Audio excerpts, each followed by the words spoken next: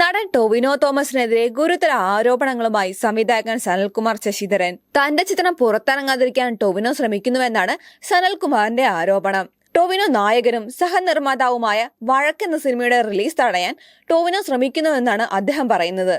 ഈ ചിത്രം പുറത്തിറങ്ങിയാൽ തന്റെ കരിയറിനെ ബാധിക്കുമെന്നാണ് ടൊവിനോ പറയുന്നതെന്നാണ് അദ്ദേഹം പറയുന്നത്. സോഷ്യൽ മീഡിയ പോസ്റ്റിലൂടെയായിരുന്നു സനൽകുമാറിന്റെ പ്രതികരണം. കച്ചവട താല്പര്യങ്ങളാണ് എക്കാലത്തും സമൂഹം എന്തറിയണം, എന്ത് ചിന്തിക്കണം, എങ്ങനെ ചലിക്കണം എന്ന് നിശ്ചയിച്ചിരിക്കുന്നത്. എത്ര തന്നെ വാർത്താ പ്രാധാന്യം ഉണ്ടായിരുന്നാലും എല്ലാ സംഭവങ്ങളും വാർത്തകൾ ആവാത്ത പോലെ അത്ര തന്നെ വിപ്ലവമായിരുന്നാലും എല്ലാ അറിവുകളും സമൂഹത്തിന് മുന്നിൽ എത്തുന്നില്ല. എല്ലാ കണ്ടുപിടുത്തങ്ങളും ശാസ്ത്രം ചർച്ച ചെയ്യുന്നില്ല. എല്ലാ കലകളും പ്രസിദ്ധീകൃതമാകുന്നുമില്ല. കാരണം മറ്റൊന്നുമല്ല, ജനങ്ങൾ എന്ത് കാണണം, എങ്ങനെ ചിന്തിക്കണം എന്ന് നിശ്ചയിക്കുന്ന ഒരു സാമ്പത്തിക അജണ്ടയാണ് സമൂഹത്തെ നിയന്ത്രിക്കുന്നത് എന്നത് തന്നെ. പ്രസിദ്ധമായില്ലെങ്കിൽ അറിവൊന്നും അറിവല്ലെന്നും കലയൊന്നും കലയല്ലെന്നും ചിന്തിക്കുന്ന ജനതയുടെ സാമാന്യ ബുദ്ധിയെ മുതലെടുത്തുകൊണ്ടാണ് കച്ചവട താല്പര്യങ്ങളുടെ ഈ അജണ്ട നടപ്പാക്കപ്പെടുന്നത്. പുറമേ നിന്ന് നോക്കുമ്പോൾ നിർഭാഗ്യമെന്ന് തോന്നാമെങ്കിലും ഉള്ളിൽ നിന്ന് അറിയുമ്പോൾ ഭാഗ്യമെന്ന് ബോധ്യമുള്ള ചില സംഭവങ്ങളിലൂടെ കടന്നു പോകാൻ അവസരം ലഭിച്ചിട്ടുള്ള ഒരാളായതുകൊണ്ട് എനിക്കിത് നന്നായി മനസ്സിലാക്കാൻ കഴിഞ്ഞിട്ടുണ്ട്. അത്തരത്തിൽ ഒരു സംഭവമാണ് ടൊവിനോ തോമസ് സഹനിർമ്മാണം നടത്തുകയും അഭിനയിക്കുകയും ചെയ്ത വഴക്കെന്ന സിനിമ എനിക്ക് സമ്മാനിച്ചത്. കോവിഡ് കാരണം മലയാളം സിനിമാ വ്യവസായശാല അടഞ്ഞുകിടക്കുന്ന സമയത്താണ് വഴക്ക് ഷൂട്ട് ചെയ്യുന്നത്. കേവലം 2 ആഴ്ച കൊണ്ടായിരുന്നു വളരെ സങ്കീർണമായ ചിത്രീകരണ രീതികൾ അവലംബിച്ച് ആ സിനിമ പൂർത്തിയാക്കിയത്. ടൊവിനോയുടെയും എന്റെയും പ്രതിഫലം കണക്കിലെടുക്കാതെ 50 ലക്ഷം രൂപയായിരുന്നു നിർമ്മാണ ചെലവ്. 50% പണം ടൊവിനോയും 50% പണം എനിക്കും കൂടി പങ്കാളിത്തമുള്ള നിർമ്മാണ കമ്പനിയായ പാരൻമൗണ്ട് പിക്ചേഴ്സ് നിർമ്മിച്ചുകൊണ്ടാണ് ബഡ്ജറ്റ് കണ്ടെത്തിയത്. പാരൻമൗണ്ട് പിക്ചേഴ്സിനായി പണം മുടക്കിയത് എന്റെ ബന്ധുവായ ഗിരീഷ് നായരും അദ്ദേഹത്തിന്റെ സുഹൃത്തായ ഫൈസൽ ഷാജർ ഹസനുമായിരുന്നു. വളരെ ചെറിയ ബജറ്റും വളരെ കുറഞ്ഞ ദിവസങ്ങളുമായിരുന്നു കയ്യിലുണ്ടായിരുന്നത്. എങ്കിലും വളരെ നല്ല രീതിയിൽ തന്നെ തീരുമാനിച്ച ബജറ്റിലും സമയത്തിലും സിനിമ ചെയ്തു തീർക്കാൻ എനിക്ക് കഴിഞ്ഞു. പക്ഷെ സിനിമ പൂർത്തിയായി കഴിഞ്ഞപ്പോൾ തടസ്സങ്ങൾ തുടങ്ങി. സിനിമയുടെ റഫ് കട്ട് കണ്ട ഒരു പ്രശസ്തമായ ഫെസ്റ്റിവൽ തുടക്കത്തിൽ സിനിമ തങ്ങൾക്ക് പ്രീമിയർ ചെയ്യാൻ താല്പര്യമുണ്ടെന്ന് പറഞ്ഞുകൊണ്ട് എനിക്ക് മെയിൽ അയച്ചെങ്കിലും 2 ആഴ്ചക്കുള്ളിൽ തീരുമാനം മാറ്റി. എന്റെ പ്രതീക്ഷകൾ തകിടം മറിച്ചുകൊണ്ട് നിരവധി ഫെസ്റ്റിവലുകൾ വഴക്ക് തിരസ്കരിച്ചു. 2022 മുംബൈ ഫിലിം ഫെസ്റ്റിവൽ അതിന്റെ മത്സര വിഭാഗത്തിലായിട്ട് തിരഞ്ഞെടുത്തുകൊണ്ട് മെയിൽ അയച്ചപ്പോൾ സിനിമ പുറത്തെത്താൻ വഴി തെളിഞ്ഞുവെന്ന് ഞാൻ കരുതിയെങ്കിലും ആ വർഷം മുംബൈ ഫിലിം ഫെസ്റ്റിവൽ തന്നെ നടക്കാതെ വന്നതോടെ ആ പ്രതീക്ഷയും അസ്തമിച്ചു. കായേഗയിലാണ് പിന്നെ സിനിമ പ്രദർശിപ്പിക്കാൻ വിദൂര സാധ്യതയുണ്ടായിരുന്ന ഒരിടം. എനിക്കെതിരെയുള്ള കുപ്രചാരണങ്ങളും രാഷ്ട്രീയ പ്രതിരോധവും ശക്തമായതുകൊണ്ട് സിനിമ തിരഞ്ഞെടുക്കപ്പെടുമെന്ന് ഞാൻ ഒട്ടും പ്രതീക്ഷിച്ചിരുന്നില്ല.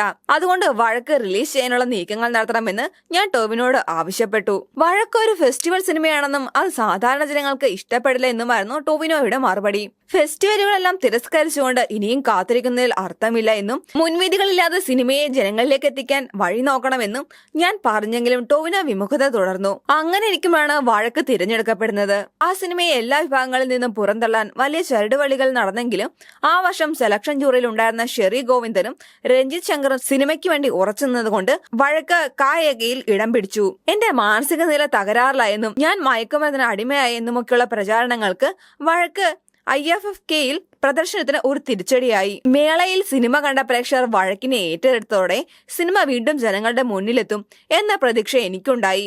സിനിമ എത്രയും പെട്ടെന്ന് റിലീസ് ചെയ്യാനുള്ള നീക്കങ്ങൾ നടത്തണമെന്ന് ഞാൻ ടൊവിനോയോട് പറഞ്ഞു.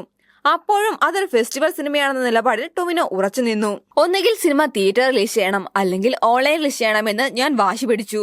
ഏറെ താമസിയാതെ സിനിമയുടെ വിതരണാവകാശം സംബന്ധിച്ച് തീരുമാനമെടുക്കാനുള്ള അധികാരം പൂർണ്ണമായും ടൊവിനോയുടെ മാനേജറെ ഏൽപ്പിക്കാനുള്ള ഒരു കരാറിന്റെ കരടും എനിക്ക് അയച്ചു തന്നു. കായറ്റം എന്ന സിനിമയിലെ സമാനമായ ഒരു സംഭവത്തിന്റെ ദുരനുഭവം കാരണം ഞാൻ അതിന് വഴങ്ങിയില്ല. എങ്കിലും OTT പ്ലാറ്റ്ഫോമുകളായി ചർച്ച ചെയ്യുന്നതിന് 3 മാസത്തേക്കുള്ള അധികാരം ഞാൻ അയാൾക്ക് എഴുതി നൽകി. പൊതുവെ വഴക്കെന്ന സിനിമ പുറത്തു വരുന്നത് ടൊവിനോയ്ക്ക് അത്ര ഇഷ്ടമല്ല എന്ന് ഇതിനിടെ പല കാരണങ്ങൾ കൊണ്ടും തോന്നിയിരുന്നു. പലതും ആളുകൾ വലുതെന്ന് കരുതുന്ന മനുഷ്യർ പലരും വാസ്തവത്തിൽ എത്ര ചെറുതാണെന്ന സത്യം എന്നെ പഠിപ്പിച്ച സംഭവങ്ങൾ. അതുകൊണ്ട് തന്നെ എന്തെങ്കിലും നടക്കുമെന്ന് ഞാൻ പ്രതീക്ഷിച്ചതുമില്ല. ഞാൻ പ്രതീക്ഷിച്ചതുപോലെ തന്നെ സിനിമ പുറത്തു വരാനുള്ള ഒരു നീക്കവും ഉണ്ടായില്ല. ഇക്കാലത്ത് മലയാളത്തിൽ ഉണ്ടായിട്ടുള്ള ചെറുതും വലുതുമായ നല്ലതും ചീത്തയുമായ എല്ലാ സിനിമകളും ഏതെങ്കിലും പ്ലാറ്റ്ഫോമുകൾ വഴി പുറത്തു വരുന്ന സമയത്താണ് ഇതെന്ന് ഓർക്കണം. ദിവസങ്ങളും മാസങ്ങളും കഴിഞ്ഞുപോയി. വഴക്ക് തിയേറ്ററിൽ എത്തിക്കാൻ എന്നെ സഹായിക്കാം എന്നും അതിനായി പണം മുടക്കാൻ സന്നദ്ധനാണ് എന്നും പറഞ്ഞുകൊണ്ട് ഒരാൾ മുന്നോട്ട് വന്നു. ഞാൻ വീണ്ടും ടൊവിനോയെ വിളിച്ചു. വഴക്ക് തിയേറ്ററിൽ വരുന്നത് നഷ്ടമേ ഉണ്ടാവൂ എന്നും അത് താൻ എഴുതി തരാം എന്ന് ടൊവിനോ വാദിച്ചു. പണം മുടക്കാൻ തയ്യാറായി വന്നയാൾ നഷ്ടം താങ്ങാൻ തയ്യാറാണെങ്കിൽ ടൊവിനോ എന്തിനതിൽ വേവലാതിപ്പെടുന്നു എന്ന എന്റെ ചോദ്യത്തിന് എന്നെ ഞെട്ടിക്കുന്ന ഒരു വോയിസ് മെസ്സേജ് ടൊവിനോ എനിക്ക് അയച്ചു. എന്റെ കരിയറിനെ മോശമായി ബാധിക്കുന്ന കാര്യമാണ്, എന്നാലും സാരമില്ല, ഞാൻ 2-3 സിനിമ കൊണ്ട് അത് മേക്കപ്പ് ചെയ്യും എന്നായിരുന്നു അത്.